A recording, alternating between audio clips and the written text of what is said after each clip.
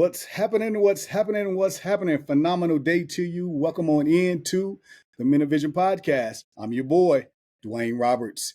The Men of Vision Podcast, our aim here is to support Christian men to navigate life challenges by gaining clarity and direction so they can experience happier, healthier, and more purposeful lifestyle. I want to say thank you for taking a vital step towards becoming the best version of you. It's all about personal development, leadership, and spiritual growth. On today's podcast, we're talking with Anthony Curnutt. Anthony is an independent contractor with a passion for ministry. With many years of experience leading men and families, he brings a unique perspective of Real Men Talk. I think I said that right. He started the Real Men Talk as a way to share his knowledge and insight with others who are interested in learning to becoming godly, courageous men, and he created a community of like-minded individuals.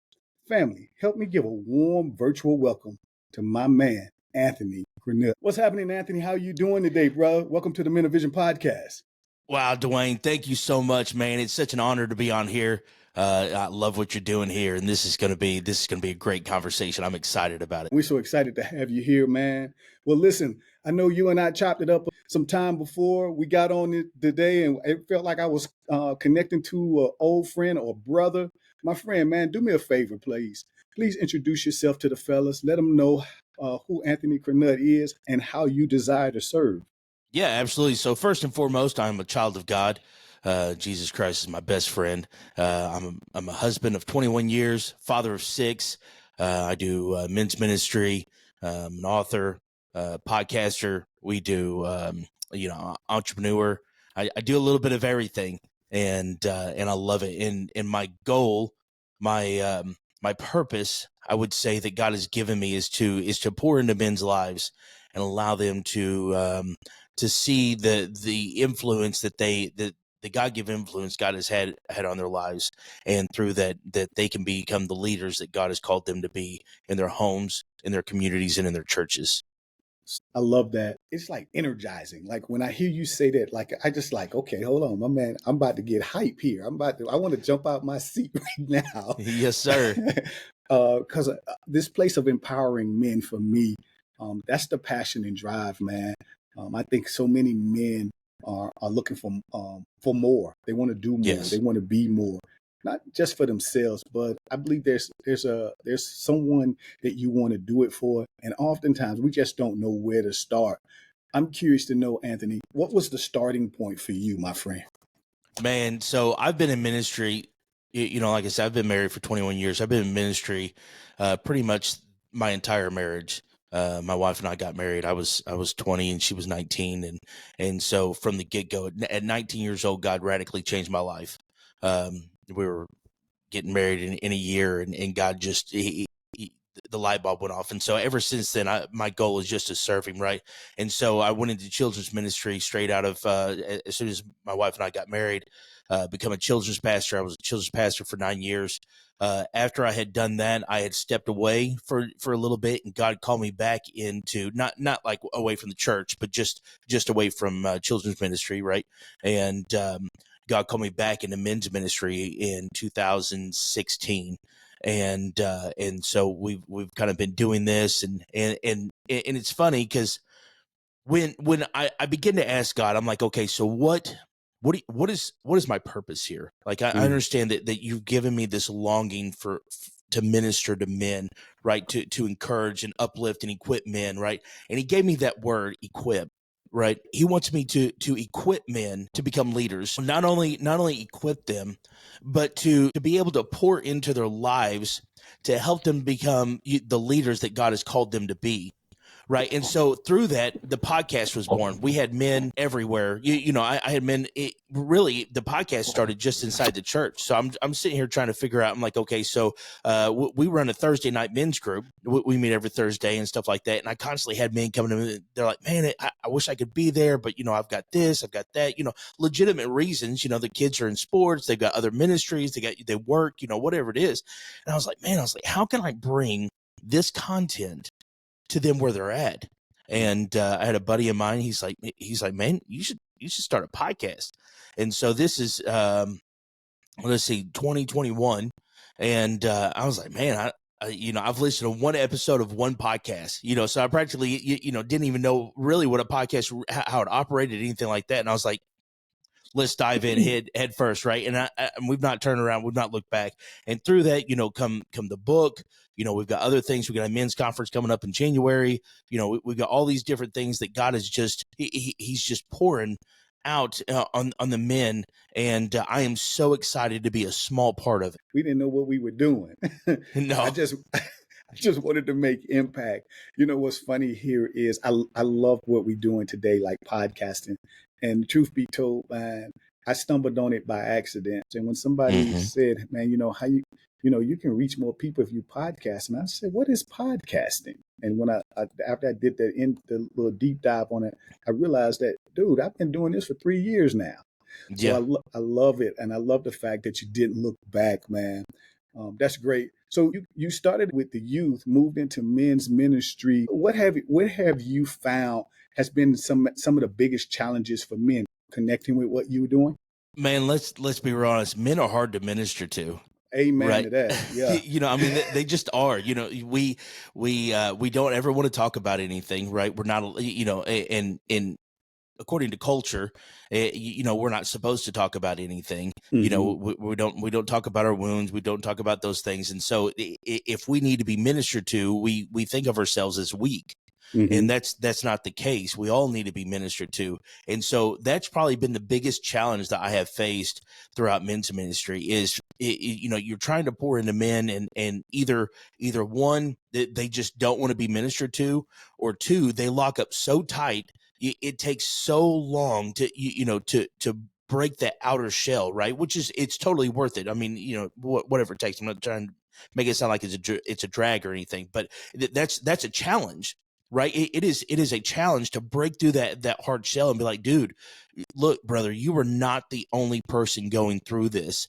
You are not the only person that's dealing with pornography or having problems with his wife, or, feel like he's a failure, or, whatever it is. You are not the only person doing this. Let me in, let God in, so we can get you on the right track of going in the right direction. Yeah, that's it right there, man. I like that. Not just let me in, but let God in. I often share with men, hey, listen, man, get hold of what God is saying to you. And that way you can find this place of purpose and hope in your life, man. So good. So tell me, how do you break down the walls? What do you do, or you and your team do? How do we get to the hearts of men? Man, it takes time. You're relational. Men break down, or I don't want to say break down. That men let their guard down when they know that you're a friend, right? We've been so guarded, right? We have to be guarded. Every one of us have been let down by somebody. We've been hurt by somebody. We've been stabbed in the back by people, and so in order to break down that shell, in order to break past that barrier, we have to build relations. And Matthew 28 in the Great Commission, it doesn't say go make converts, right? It says go make disciples. And discipleship is messy, and it's hard, and it's time consuming, right? And but that's what we're called to do. We're not called to just be like, hey, oh great, I led you through the sinner's prayer, now let me go on to the next guy. No, we're supposed to make disciples. And so building these guys up and edifying them, letting them know that you care more than anything else, right? That you're not there just to take advantage of them. You're trying to bring them closer to God. So good. Building men up. I often I tell myself I'm a man builder, because of this place of working with men in leadership, identifying for themselves what it looks like to really tap into what you believe you've been called to. I'm curious to know, and I want to get into some conversation, but what's in your heart. But I want to go here one quick second, and Absolutely. that is, tell me what's been the greatest joy for you with working in men's ministry? Man, I tell you what, probably the greatest joy. So 2016, I started a Bible study at our church for the men. And God was just really, it actually started as a Bible study inside my workplace. I was a supervisor at a factory and stuff. And I kind of started in there, and it just grew and migrated to our church. And throughout the years, seeing men that, and this is going to sound kind of silly, that no longer come because they have their own ministries. Oh Right. yeah. So you build them up, and you see them spread their wings, and they start their own ministries, and they become, involved. That is probably the most rewarding thing, to see somebody who's being successful because they allow God to come in and use them. Right. And I was just a small tool. I don't want to pat myself on the back or anything like that. I was just a small tool, but it's so rewarding to know that I played just a small part in them changing somebody else's life. Yeah, that's good. That's good. That's real good. And I can only imagine the joy. It's almost, I don't want to compare it to kids, but it's almost like having your own kids and watching them come into their own, right? It is, yeah. We know the sweat equity. We know the time that we put in working with men, the long Mm-hmm. night conversations, those nights where we crying together, we praying Mm-hmm. together. So yeah, I love that. So good. All right, Anthony, let's transition, bro. Let's talk to the hearts of men, my friend. I'm thinking influence. I'm thinking leadership. But you said every man has influence. How do we help men recognize their influence? Absolutely. This is probably one of the biggest lies of the enemy, right? In the culture in which we live today, you're either a toxic man, or you are a stump on the log. You just sit down, you shut up, you don't, and the truth is that God, every man, whether you like it or not, every man is birthed with a measure of influence, right? And we do not understand the importance of that influence. And what we don't understand is that you will walk it. I tell the men in my men's group all the time, you will walk into a room. You can walk into a room full of people, not say a word. You will leave a measure of influence, right? We have this sense of neutrality, right? Like like there's this neutral zone, but there isn't, right? Neutrality is a lie, and so you will influence people either for the good or for the negative, one or the other. And I tell you what, Dwayne, this is something that I wish I would have learned at such a younger age. I look back at, my rebellious times and stuff like that, and I see people that I influenced that no longer live for God, right? Because of the influence that I had on their lives. Now, luckily, some of them have come back to Jesus, but I did not understand the importance of the influence that I had. I didn't know the influence that I had. And so, and the truth is that influence is leadership. And whether you like it or not. And so that means every single man in some form or fashion is a leader. And I think men need to hear that because oftentimes when I connect with men, many say to me, "Well, I'm not a leader," Right. and I have to ask this question: Why do you think you're not a leader? Well, my job, I work for somebody, or they just can't see leadership isn't position, but That's leadership right. is influence. Who Come are the on. people that you're influencing in your immediate environment? You got kids, you got Mm-hmm. a significant other, you got a brother or sister that's following your lead. Listen, you're an influencer That's by right. by the measure of leadership.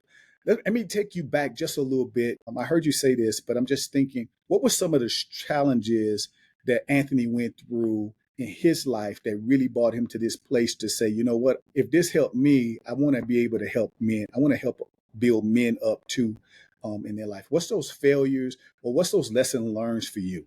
Oh man, good grief. We could do a whole podcast on that, right? Failure. Good night. All right. So I went through a very rebellious stage whenever, I was 12, 13 years old or so. I was raised up in church, and stuff like that. My mom and dad got married whenever I was, I don't know, 6 or 7. My dad got saved when I was about 7 years old or so, and started taking us to church and stuff like that. But I was a very angry kid. And so, you want to talk about failures but God changed my life at 19. At 17 years old, I'm sitting on the edge of my bed telling God how much I hate him and I wish he'd leave me alone. Right. But yet through that, God still touched me, right? He still uses me. He still, you know what I mean? And so not realizing, my first and foremost, probably my biggest failure would be not understanding my influence. And I'm not talking about just as a teenager, even after I got married, leading my family, Yeah. leading my wife, my young wife, at the time, having no idea the importance of sex in our marriage, having no idea the importance of my leadership in our marriage, having no idea her place in our marriage, how important she was to me, right? And addiction to pornography and all these things that just haunted me. And I remember sitting, I was leading this men's group, we were probably doing it for a couple of years. And I remember sitting there and we were talking about sex, right? And this is a topic that every man should have to talk about, should have to have a conversation about. And we were having this topic of sex. And I remember the conversation, and I was like, holy smokes, because we began to discuss the importance of sex and why it was important in marriage. And I was like, wait a minute, here I am, I'm using my wife just basically to get off. And I'm just being for real. And and yet God orchestrated, sex is a celebration of what God created, that marriage. And I had no idea. I had no clue. As a matter of fact, I had to go home and apologize to my wife. I was like, I'm sorry. Like I didn't know. I didn't realize. Nobody had ever told me. Hold on, help some men here, because you hit something, man. Sex is a celebration in merit towards God. That's right. Help me unpack that just a tad bit to make that make sense. So God created marriage, right? You go back to Adam and Eve, and so if God created marriage, sex is the celebration of marriage, right? It's what brings you together, right? It's what draws a husband and a wife closer together. This is part of the reason, really, when you think about it, sex is worship. And I know it's weird. The first time I ever said that outright, right? Because my view of sex was so skewed. It was so dirty that whenever I said that, I'm like, wait a minute, you cannot put God and sex in the same sentence. Like, you can't do that, right? Because of the culture that we live in. But yet at the same time, if God created marriage, right, he created a celebration of it also, and so to understand that changes the dynamic of sex inside of a marriage. You're no longer looking at your wife like she's just a dime piece, right? You're looking at her like this is something that God has created, that we get to celebrate, that what God has brought together, right?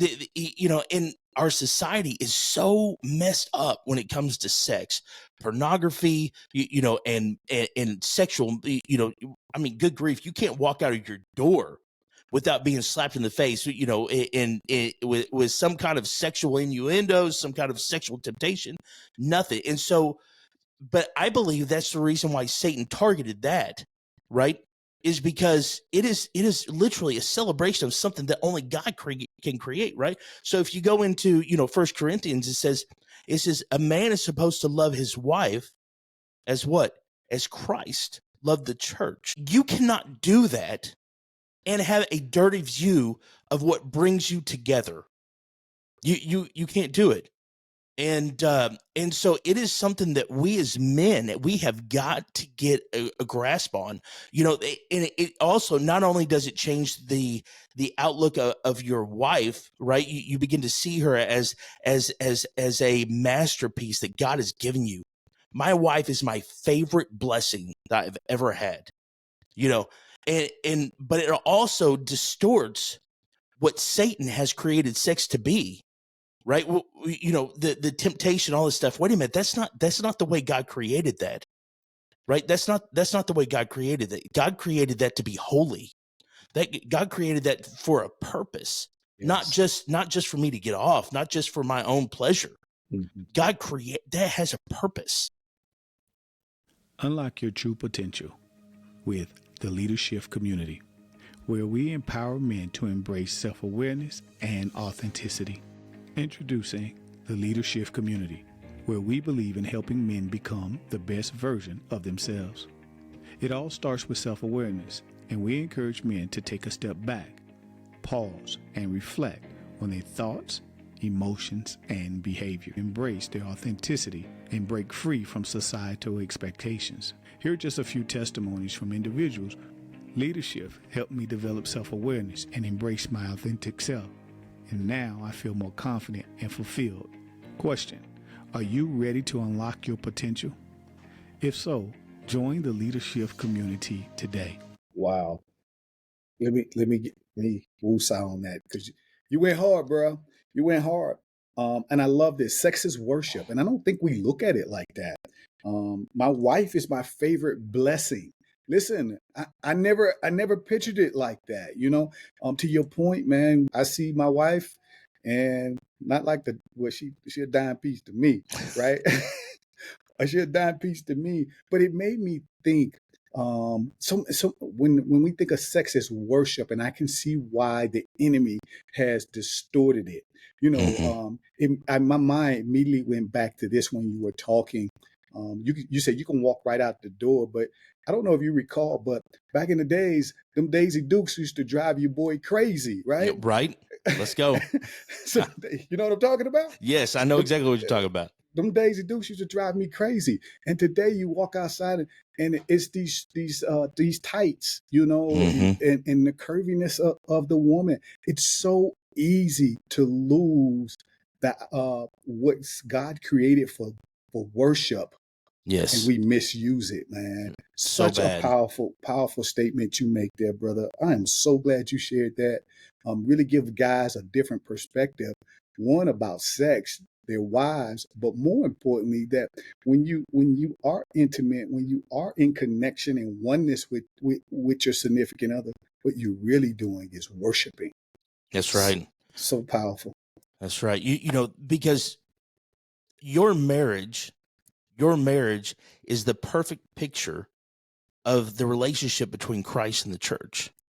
Right. It's that picture. And so it is the most, as far as outside of our direct relationship with Jesus, right? It is the one thing that we should cultivate the most. Mm-hmm. You know what I mean?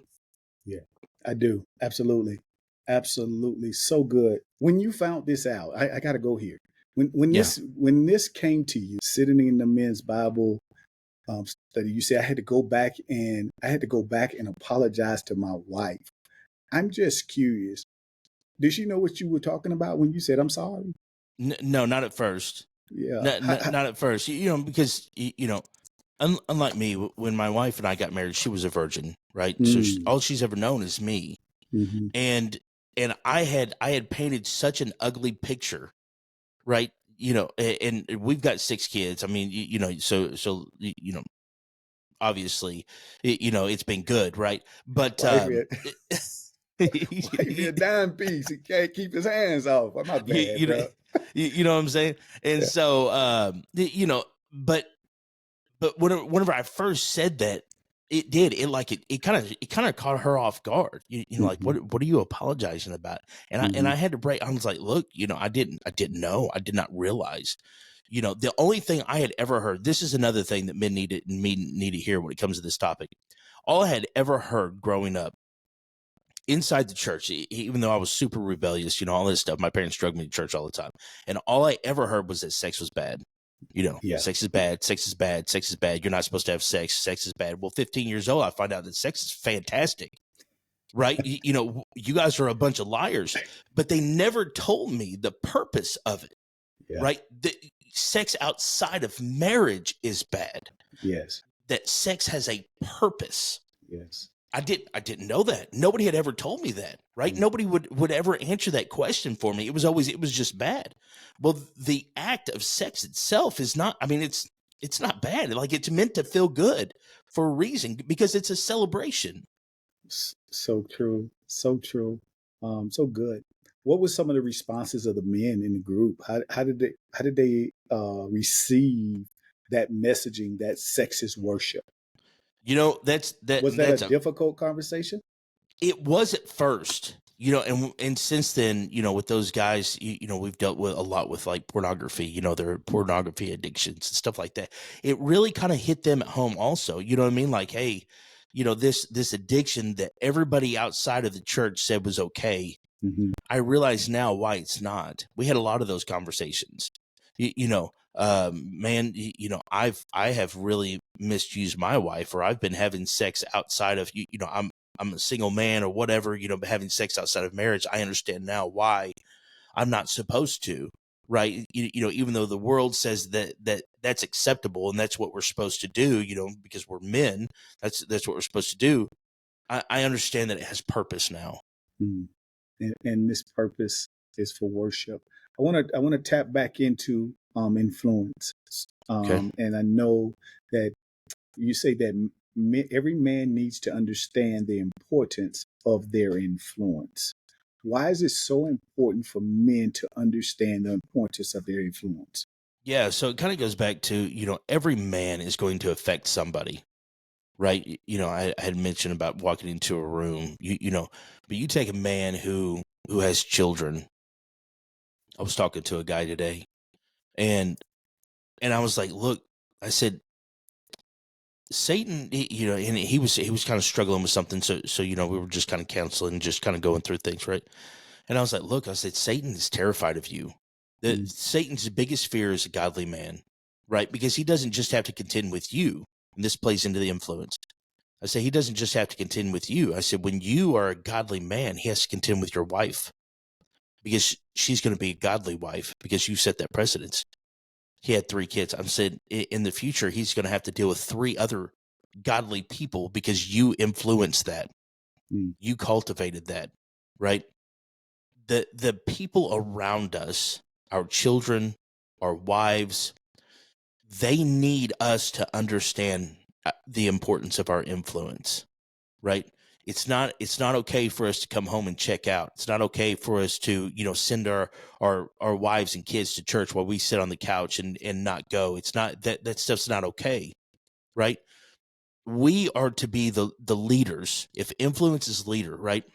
I'll tell you a funny story. So whenever I was a supervisor there at the factory, every morning I did like on Messenger, I did like this Bible study, right? And I would get up and I would study the word and I'd put a little bit on there. We'd discuss it throughout the day, and I had bought my wife a new Bible. And I had asked her, I said, hey, I said, you've been reading that Bible? And, she's like, no, I've been busy, whatever. I was like, okay, I didn't chastise her over, I didn't, give her a hard time over it. I'm like, okay.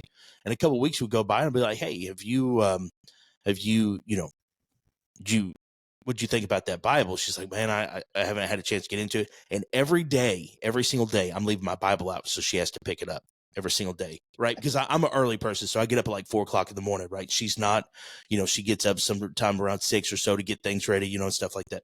So I left my Bible out every day. So she had to pick it up. She knew exactly where I was at, what was going on, right?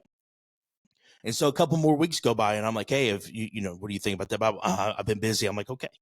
Well, then one day I come home and she's laying in bed and I climb in bed and I'm like, hey, what are you doing? She's like nothing. And she just kind of shunned me off. And I was like, well, what are you doing? She's like, I'm trying to do a Bible study with my friend. I was like, okay, right.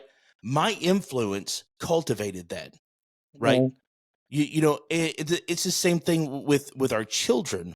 You want your children to be godly, you want your children to be in church, then you be godly, you be in church. Because without your influence, whatever you put as important, your family will deem it important. Absolutely. Right? Mm-hmm. Whatever you prioritize, right? I heard this statement today, as a matter of fact, and it really kind of rocked my world. That prioritizing, there we go. Prioritizing is a form of love. You will always prioritize what you love.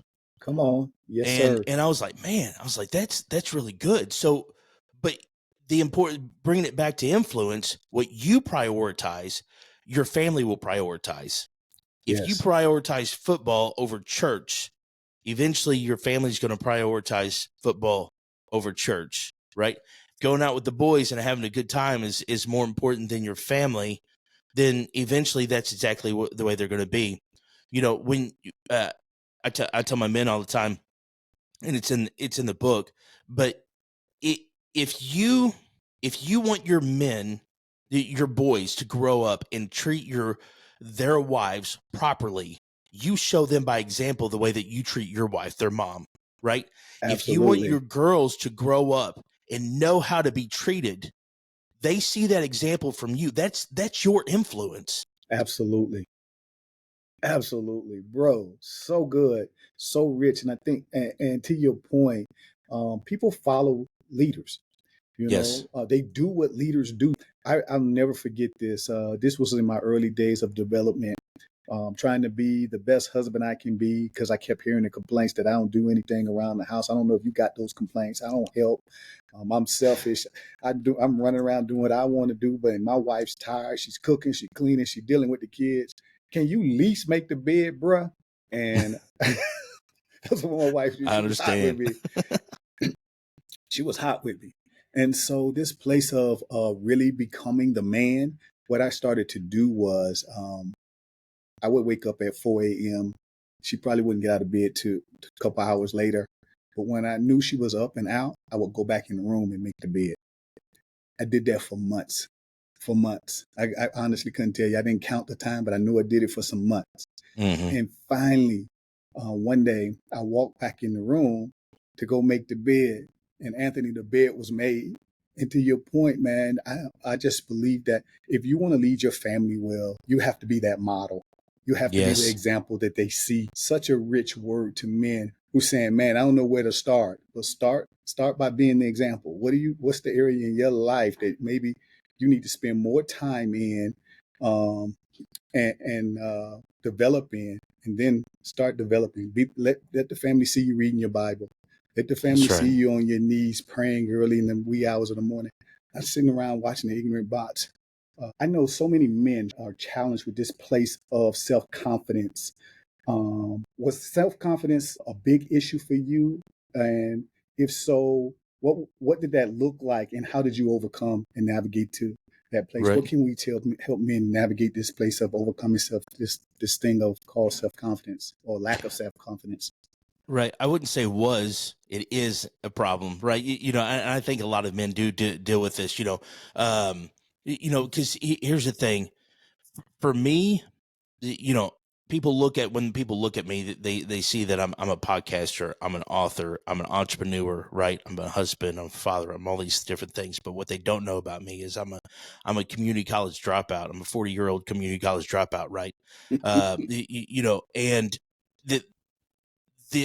I'm the least likely person that God could use. I feel like Gideon, right? I'm the reason, I'm my demographic, I kid you not, my demographic is I should be an alcoholic, right? A deadbeat alcoholic, in the world's eyes. But at the same time, it's my testimony. And for a long time, I struggled with this. I have a buddy of mine, and we'll get to this, the importance of buddies. But I have a buddy of mine. I'd tell people that all the time. I'm like, man, I'm a community college dropout from Southeast Missouri. I don't even talk in complete sentences, but people listen to me on a podcast. You know what I mean? And he's like, dude, you got to stop saying that. And I was like, what do you mean? I was like, it's it's kind of a funny joke to tell. He's like, yeah, but you're really believing that. And so my journey out of self-confidence was to surround myself with people who believed in me, not Yeah. yes men. Not yes men, right? I don't want a yes man around me. Yeah. I want a guy that's going, hey, you're better than that. Stop it. And that, allowing God to put people like that in my life, was life-changing for me, right? Because I couldn't see it. I didn't operate in those circles. And then all of a sudden I have these guys that God has put in my life that are drawing me out of that, and they're like, hey, you are better than this. You are, God is, they're like, look at what you've done, and I think sometimes we masquerade, put a mask on, lack of self-confidence and call it humility. You know what I'm saying? Like, I did, well, I want to be humble, right? I don't want to be, but at the same time, I never believed that I was good enough for God to do any of this stuff through. Yeah. Right. Like I said, I mean, good grief, for real. a 40-year-old community college dropout from Southeast Missouri, but yet God has made me an author, a podcaster, an influencer, right? God has done all these things. He used me, even though I was incapable of seeing them in myself. Allowing God, surrendering my life to God, allowed him to do things through me I could never have done myself. And through that, he surrounded me with people that build me up. You know, I also, don't get me wrong, I also have people in my life to keep me humble. You know what I'm saying? But we need them too, baby. Right? You know, and you want to be humble, write a book. And you know, but yeah, you know, and so yeah, that's kind of my journey with lack of self-confidence, you know, is, you know, I masqueraded it around like it was humility. But at the same time, I was like, God, there's no way you're going to be able to do this with me. There's no way that I could write a book. There's no way that I could really be a podcaster and have any real influence. There's no way that I could start my own business. There's no way I could do it. And then, like, everything that I thought I could not do, God has done through, right? It's not, it really is not in and of myself that I am capable of doing these things. It is because I have allowed God to operate through my life, and he has turned me into something that I never knew I could be. So good. With the Gideon complex, I don't care what nobody say. Gideon was a phenomenal leader. A lot of people look at Gideon and say, "Well, he wasn't a good leader." I beg to differ. I agree.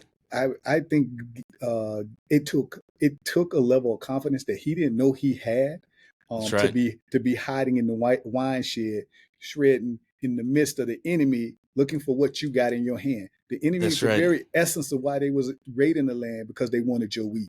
You had enough sense and confidence to gather the wheat and tuck it away. So you wasn't just providing for you were providing for all of Israel. That's a Mm-hmm. powerful leader. He didn't see it in himself. And That's much right. like Gideon, I think so many men at this place, I know I was for a long time, finding this belief in myself, that I could do it, finding this belief that somebody could hear what I had to say, because like you, I don't use full sentences. But you know, I think when you surrender, right, to this place of surrender, and you just Come trust on. God through it all, man, you'll be surprised what God can do through you. I like this, having these buddies, not yes men, but men who are going to hold you to your greatness. Talk to me about your buddy, man. Oh man, good grief. Which one? You know what I'm saying? So I'll put it like this. Every man needs other men. We all need other men. Every man needs people in their lives that they can lean on, that can push them, right? You know, a couple of examples. You know, one, I say every man needs a Paul and every man needs a Timothy, right? And every man needs a Silas. Every man needs somebody that is pouring into them, right? The Paul that is going to kick them in the seat of the pants whenever they're doing something wrong, keep them in correction, right? That is going to be the spiritual father for them, right? Everybody needs a Silas that you can lean on, that's a brother, that's going to go out in the mission field with you. And every single man should have a Timothy, somebody that you are a Paul to. Every single one of us, because it keeps us accountable. It keeps us in check, because we have to be that spiritual leader for them, right? Now, those positions will always change. The goal is that your Timothy will outgrow you. And the goal is that you will outgrow your Paul, right? We're not training them up to be lesser than us for the rest. We're training them up to be men of God, right? And No, so those will change, right? You want that Timothy to grow up and be this great Paul for somebody else, and while you adapt another Timothy to pour into, right? We're talking about making disciples. But you know, I come to this revelation one day that, you know, when we talk about like things, the importance of like men's group and the importance of having other men in our lives, I look at Jesus, right? So when Jesus was in the Garden of Gethsemane, right, and he's praying and he's just, you know, Father, if there's any other way, right, and he goes back out to the edge of the garden, and Peter, James, and John are sitting there, they're sleeping, and Jesus says, could you not pray with me for 1 hour? Right. And I, for the longest time, I thought he was trying to teach them a lesson, but Jesus was in turmoil. He knew what was coming. He understood what was coming, and he needed their comfort, right? We're talking about the creator of all things, right? The God of the universe. In his flesh, right? He needed the comfort of those men in his life. Those were his boys. He took Peter, James, and John everywhere, right? He was confiding in them. And if Jesus needed them in his flesh, how much more do we need people in our lives? I was discussing with a guy yesterday, a different guy yesterday, and we were talking about, I can always tell when a man is struggling because they will withdraw, right? They will pull themselves away. I can pinpoint it every single time, and and it's because the enemy, the first thing he will try to do is tell us that nobody else understands, that nobody else cares, right? Because he wants to isolate us, right? We're not Jesus, right? Look what happened when he got Peter isolated, right? When Peter was caught out there outside of the gate, he could see Jesus, he could see him, and yet he denied him, right? Caught him off guard. Right. If he can isolate us, if he can pull us away from everybody else that keeps us accountable, that we have to be accountable to, if it's like whenever you see like a lion hunting, they don't go after the pack, right? They go after one that's left off to the side, and it doesn't even have to be wounded necessarily. It doesn't even have to be sick. All it has to be is distant from the herd. That's it. And that's what Satan does to us. And man, it is so important for us to have other men in our lives that we can, that not only that we grow from, that we teach, but also that we can confide in. Man, I'm having a hard time. Man, this temptation is so difficult right now. Man, I'm struggling with pornography, or man, me and my wife are fighting. I need, and I'm not talking about just anybody that's going to, I'm talking about spiritual men that's going to give you wise counsel. That's going to be like, look, dude, what does the Bible say about this? Let's open up the Word of God. What does it say about your marriage? What does it say about sexual immorality? What does it say about your anger? What does it say about fill in the blank? We need men like that in our lives that are not afraid to be like, dude, you're wrong, right? We need that. We need that in our life. Yes, we need to find that Paul, Timothy, and Silas. To your point, and I love how you articulate this, and that is, if Jesus needed the comfort of other men, how much more do we need other men in our lives to help us navigate these tough times that we're experiencing? Man, such rich insight there from you, Anthony. Listen, I want to transition, brother. I gotta highlight you, bro. Framework for Biblical Masculinity. Let's go. Dude, listen, this about to be my new favorite book. You just buttering me up. I'm telling you, man. I just, what we started was I do a book club each Saturday morning, and we bringing guys in and we having conversation around this, bro. Listen, talk to me. What initiated this book, Framework for Biblical Masculinity, and what do you want men to glean? Yeah, absolutely. So, fantastic question, man. And I'm super glad that you're enjoying the book, that it's ministering to you and hopefully the other men. That's the whole point of it, right?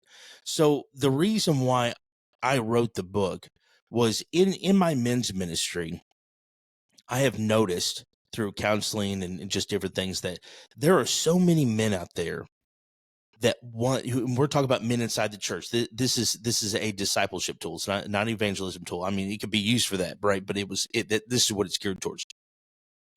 There are so many men inside the church that want to be good husbands. They want to be good fathers. They want to be leaders. They want to be all these things, and they have no idea, because not even the church, right? The vast majority of our churches are ran by women. 20% of churches in America have men's ministries. 110% of churches in America have women's ministries. It's almost as if the church has been geared towards the woman, right? And so you have these men that they're like, man, I don't know what to do. I don't know where to start. You have all this stuff from even inside the church. I'm not saying the church is bad. That's not what I'm trying to get at. But then you step outside of the church, and the entire world is coming down on the man, right? Completely trying to take away his influence, trying to take away the importance of a man. And we're talking about, and if you've read you're just in chapter 2, you already know, we're not talking about in this decade. We're talking about for the last 100 years, taking the man out of the home during the Industrial Revolution, and wars and feminism and sexism, all of this has taken a toll on masculinity, right? And so now we live in this culture where men, they're like, I don't know what it is to be a man. I have this culture right here that's telling me that in order to be a man, I've got to have a lot of sex, or I have to, you can't cry, you can't do any of this stuff, you can't, you got to be a masculine man, and stuff. And then and then whenever I try to be a masculine man, they're telling me that I'm toxic and I'm confused, I don't know what's going on. And then inside the church, they're like, you just need to do something, but I don't know what to do, right? And so if I begin to ask God, I'm like, if we just had a framework that we could build upon, right? And I love the way that they did the book. If you notice the frame, like the building, right? Yeah. Because that's exactly what I had imagined, that it would be like a frame that you could take and you could build upon. Right. So just laying the foundation, and I wrote it. I remember the editor, he asked me, he said, what is your vision for this book? Dwayne, I told him, I said, I want, when a man picks up this book, he goes, I can read this. Right. There's not, I try to make sure that there's nothing intimidating about it. It's short. It's to the point. I'm built that way. Right. I don't like fluff. I don't like all that stuff. I'm direct. I like people just, don't sugarcoat nothing for me. Give it to me the way it is. Right. I want all meat and potatoes. And so that's the way that I wrote the book, was just meat and potatoes. Right. You give them the information they need. They can find the rest of it out on their own. And in trying to entice them to want to dig deeper into the Word of God, to want to look up the scriptures that are in there, to want to look up why is it important for me to be inside the church? Why is it important for me to be in politics? Why is it important for me to understand apologetics? Right? Why is it important for me to be a good husband, a good father? To set this framework that then they can be like, okay, what does this look like? And in the book, my whole goal is to point men to Jesus, right? Because Jesus is our supreme example of masculinity, right? And so to point to them and just lay this groundwork, lay this framework that they can, okay, so I know where to start at. Now I can build on this. That's good. That's so good. My next question for you was, what does biblical masculinity really look like? Yeah, Jesus. Yeah, you said it. You hit the nail on the head at the end there. Talk to me. What would a biblical husband actually look like and leader look like? Yeah. And so, all right. So we touched on this a little bit beforehand. Whenever I think of a biblical father, I go directly, or a biblical husband, I go directly to, you did say husband, right? Yes. Yeah. Okay. Whenever I think of that, I go to 1 Corinthians, right? We're to love our wives as Christ loved the church, right? When we quote those verses, we like the one that says, wives, submit yourselves to your husbands, right? We like that part. Absolutely. Come on, what I mean? Yeah. Women submit, you know what I mean? Like we like that. But the mandate on a man's life, right? Understanding that you play the role, and I really want to emphasize this. If our marriage is the perfect picture between Jesus, the relationship between Jesus and the church, in our marriage, we play the role of Jesus. Right? How did Jesus love the church?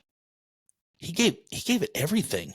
But here's the thing. Not only did he give his life, we like to talk about that, but Jesus was a servant leader.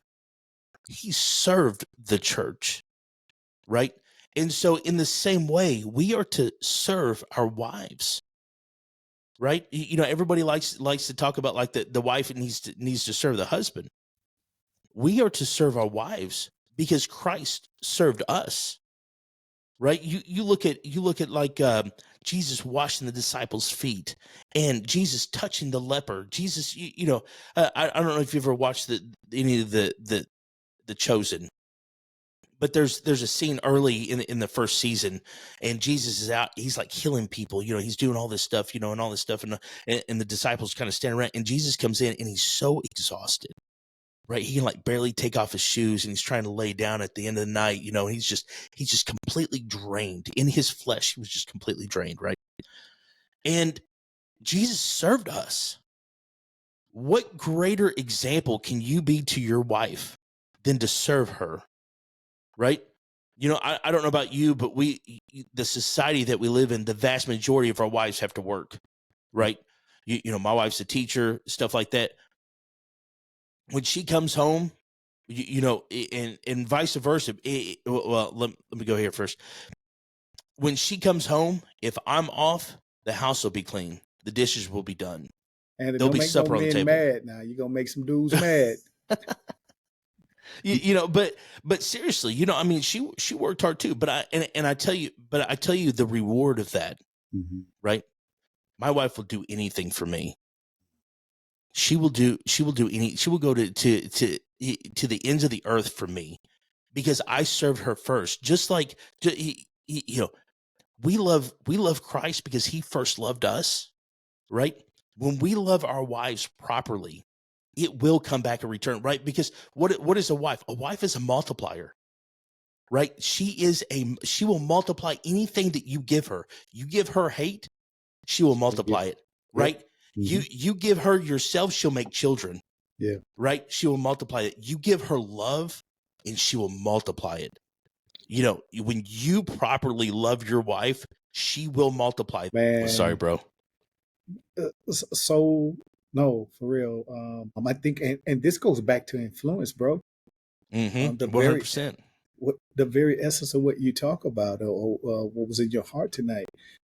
This goes right back to influence. I believe that this place of serving, this servant leadership model you speak of, I think that's what men need to be. You know, I said don't make men mad, and you start talking about how you clean up and you do this and you do that. But that's what it takes, I think, if you want to lead effectively in your home. You know, that's right. And so many men in this place of being broken. But I think if we simply dial back, man, and tap into this place of influence, what influence truly looks like, serving, or that servant leadership model. And I give 5 practices. I believe men should model the way. They should enable others, allow others to interact. It's 5 practices of effective leadership. And I think when we practice this model in our homes or in our lives, to your place and point, man, you want to see things increase or multiply for the good, man. Get to this place of serving your wife. Oftentimes, men come in the house and we the king of the castle, baby. That's right. I'm here, or you. To your point, women work all day. She come home, and now we want her to serve us. Yep. I'm guilty. I have been too. I'm guilty. We got to see things a little different when we really understand what Christ came to do, who Jesus was when he walked this earth, and how the impact that he left behind for men to follow. You're right. He is the greatest biblical masculinity example that we can take to really bring impact into our life. Listen, I know we can keep going on and on, but listen, share with the men here. Tell them one more about Real Men's Ministry, where they can learn about what you're doing, the podcast, the whole kit and caboodle, my friend. Yeah, absolutely. So the podcast is Real Men Talk. You can get it on Spotify, you know, Apple Podcasts, YouTube, you know, all the good stuff. And, you know, I really encourage men to go check that out. Of course, the book, Framework for Biblical Masculinity. You can get on Amazon, or you can go to our website, which is www.realmenministries.us. You can follow the link on there. Of course, you can find Real Men Ministries on Facebook, TikTok, all those good things. We also have a men's conference coming up in January 4th in St. Louis. You'll find more information. We've got a website that's getting ready to come out. It'll be on our website. So just kind of keep updating, checking out the website and stuff like that. We're going to put it on our website and all that good stuff. It's coming up. It's Real Men Discipleship Conference. And so it's geared towards discipling men and bringing them, giving them resources to take back to their local church. So we've got that going on, and look, God is doing so much. He's doing so much right now. It is absolutely phenomenal, and I love it. I love being able to be used by God. Right? It's not about me. It's not about what I can do in and of myself. It's about allowing God to work through me. And one last thing, Dwayne, I'm going to throw this out here, is another reason we have to understand our influence. We have to understand the servant leadership, all these different things. If we want our country to change, it starts inside of our home, right? You change the home will change the church will change the community. It's a chain reaction. We have to understand that it starts inside of our home. And that's the biggest reason why so much attack on men. If we can get the man out the house, if we can get him following down the street after them Daisy Dukes, we lose everything. There's no structure. And being the head, we can come back into these homes, fellas, and lead by the example, be the example that our families need. So powerful, man. I don't want to go no further. I'm going to hush on that note. Listen, go find out what Anthony Curnutt is doing. Go pick up the book, Framework for Biblical Masculinity, on Amazon, or go visit the webpage, www.realmenministries.us. Listen, Anthony, I want to say thank you, brother, for taking time, rocking with us on the Men of Vision podcast, and being so gracious with your time, my friend. I truly appreciate it. Listen, gentlemen, I want to say this to you. Realize this, that you have everything you need to take your life to the next level. That's simply because your success is in your hands. Go out and have a phenomenal day with purpose, and God bless.